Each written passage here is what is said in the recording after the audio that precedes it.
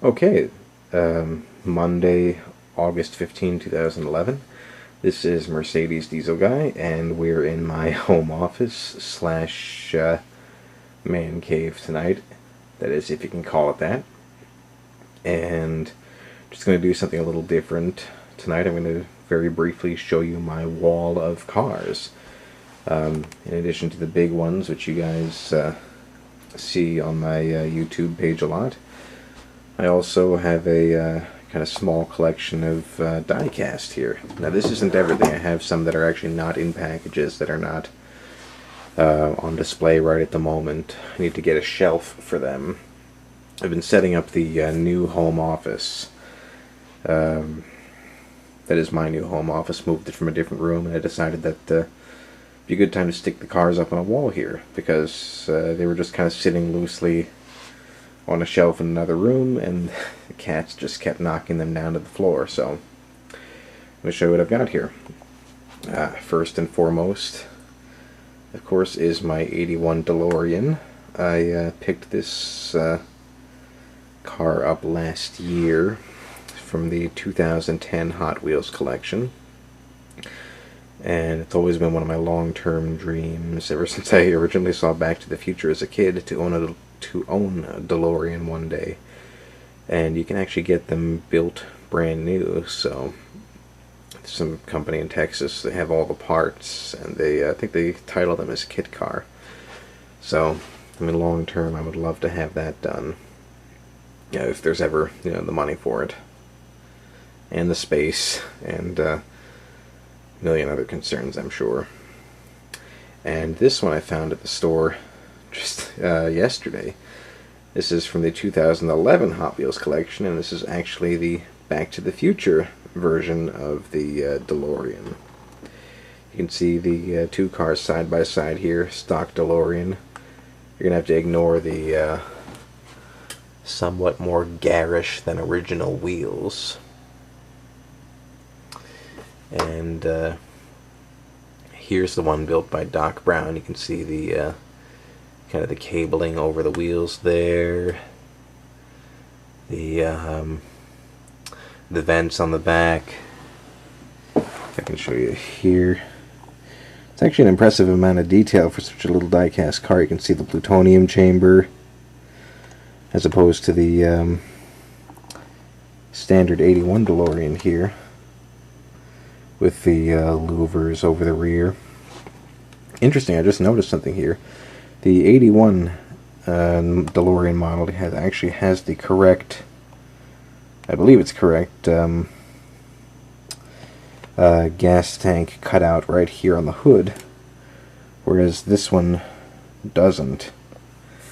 And I'm sure the DeLorean guys are I'm gonna get this wrong, but if I understand my DeLorean trivia correctly, I think they used an 82 model for the movie, which did not have the, if I remember correctly, did not have the hood cut out for the gas filler. And I think even in 83, once again, if I remember correctly, they went to a completely smooth hood, which deleted these two accent lines you see here on the 81, and I believe this is an 82. But then again, it's also possible they're not really paying that much attention to detail, because once again, look at the incorrect wheels. So, moving on. This here is from the Cars movie, and I'm a big kid. I do happen to like those movies. Especially like it because I've got my own VW bus, actually a Vanagon, but this here is Fillmore with gas cans. I think this is from near the end of the first movie, where he was pit crewing for Lightning McQueen. Right next to it, of course, is the standard Fillmore VW bus. This in the original movie, it was voiced by the voice was done by George Carlin. Not sure who did the voice in the second Cars movie, but George Carlin did pass away a couple years back. So, I did see the second movie recently, and whoever did the voice was convincing enough, I guess, although the Fillmore did not have a very big part in the movie. Next is my Matchbox kit from the TV show Knight Rider. And what I find really kind of funny and interesting about this model is it's a standard, I think, 82 Trans Am. It's got the scanner bar up front and more or less looks complete and correct. You see the tail lights there. But what I find hilarious is if I can just zoom in right here, it says Knight Rider. If I can focus on that, Knight Rider right on the door. And if I'm not, I know for a fact it never said that on the car in the TV show. I think actually there was a larger scale Knight Rider model toy back in the 80s. If I remember correctly, a friend of mine had one of those. Of course, we're going back 25 years or more. And that model car, the toy, which was easily, I'm going to say, 4, 5, 6 times as big as this standard diecast here. It actually, I think it said Knight Rider there on the door, so my guess is that the Matchbox people actually modeled this on the toy rather than the car from the TV show. I think it's kind of a funny little mistake there. Next, moving on, I have the 1969 Dodge Charger from the Dukes of Hazzard, the General Lee, as it were. And fairly detailed model. Once again, you can see, as with most diecast models, the wheels are not correct. These are not the correct. Forget how many spokes they originally had on the car in the TV show, but these are not the correct American racing rims. Also, the brush guard or bumper guard, whatever there is, I believe was black in the TV show. Also, ignore the fact that there's a rebel flag on the roof here.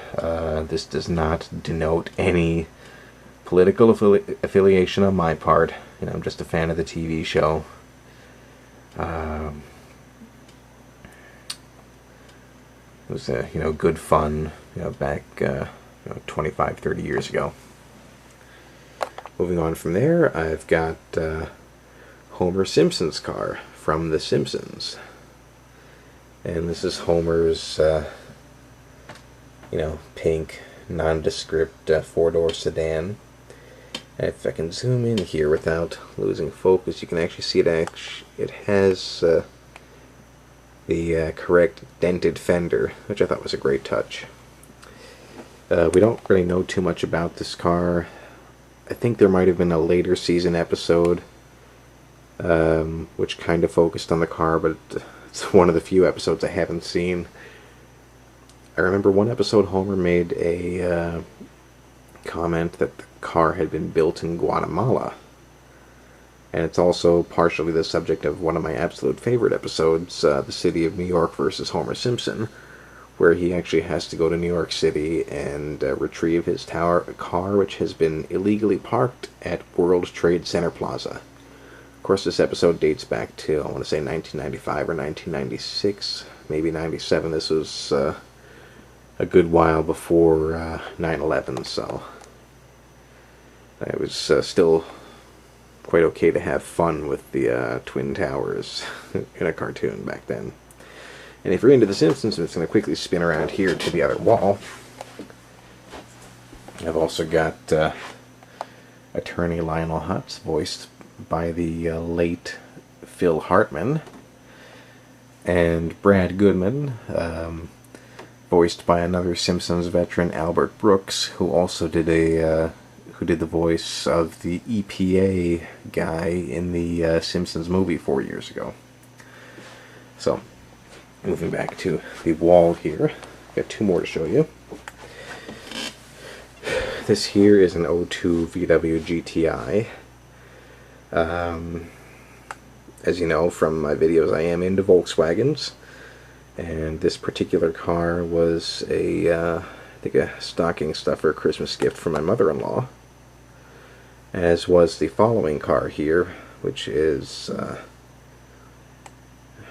want to say, it's supposed to say on it somewhere.